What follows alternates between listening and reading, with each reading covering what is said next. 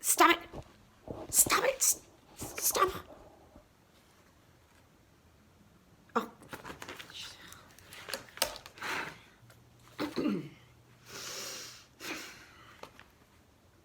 Hello. My name is Ashley Knightsbane, and I am an associate history professor at Salem State University in Salem, Massachusetts. I am submitting this video overview of my latest work for consideration to your publishing house. For some time, I have been researching the brutal murder and subsequent haunting of young Frances Cochran in the summer of 1941. Today, I would like to present a brief introduction to the history of this morbid affair. Should you be interested in assisting me with the publication of my findings, you can reach me Mondays, Thursdays, and Saturdays at Corwin's Curiosity Shop at 5417 Essex Street in Salem. Otherwise, you can reach me at the number provided in this email. Thank you.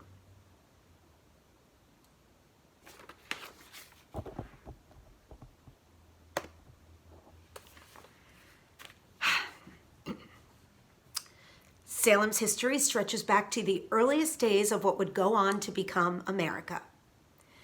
And throughout its storied past, this little seaside town has undergone gigantic shifts in its prominent industries.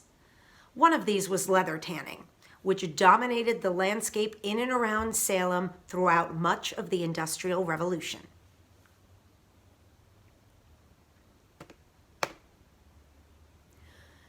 On July 17, 1941, at one of these leather companies in nearby Lynn, Massachusetts, a 19-year-old young woman named Frances Cochran left work and hopped onto a nearby bus to head home for the afternoon.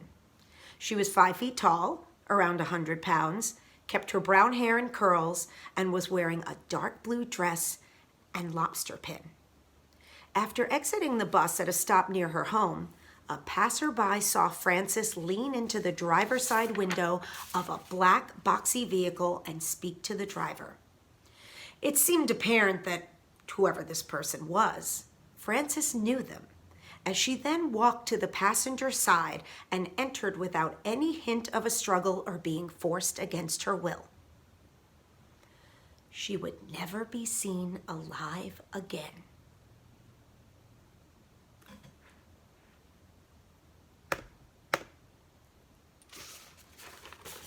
Three days later, her mother called into local station WESX to seek assistance in finding her daughter.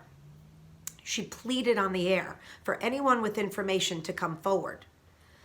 An hour after her mother's appearance, a mysterious caller rang into WESX. It was a young male, but to this day, no one knows exactly who. The caller informed the station that the police would find a body off of Danvers Road in Swampscott. It took the police under an hour to locate Frances's remains after the call. Frances's murder was uncommonly brutal and violent. She was sexually assaulted, physically battered, strangled, part of her dress had been set on fire, and a large stick was shoved down her throat. Some of her belongings were found strewn in the leaves nearby. Others never materialized. Frances was, sadly, not alone in her untimely end. Around this area during this time, a host of violent murders were underway, some involving young women. While many of these crimes were solved, some were not. After Frances's murder, the police attempted to utilize WESX as a resource again. Shortly after the discovery of Frances's body, the station ran the following plea to their listeners. In the name of humanity and for the sake of the mother and father and brother of this innocent girl who was cruelly tortured and put to ignominious death, the DA urges you to come forward and help clear up this heinous crime. It didn't work. What followed was an extensive investigation during which over 1,000 people were questioned, hundreds of tips came in, but no solid leads emerged. Ultimately, no one was charged with Frances's murder, and the case remains unsolved to this day.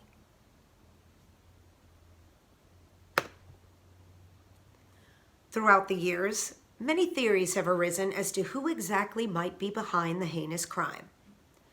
The Black Dahlia's killer was Francis's psychopath du jour for a time in the 1990s, as was a mysterious murder ring in the area. Ultimately, many agree that the most likely candidate is probably someone Francis's age, someone she knew, and in whom she likely trusted. Someone who somehow got her into the woods unseen and committed the brutal and no doubt quite loud slaying undiscovered. But, interestingly, someone who would have had enough remorse for Francis's family to call into WESX. This, combined with the sexual nature of the crime, has led many to speculate that a young man, perhaps an admirer of Francis, is behind the terrible crime.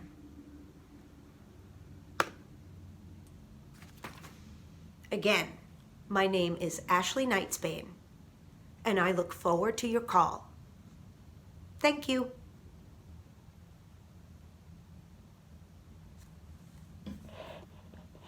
Why is this not going?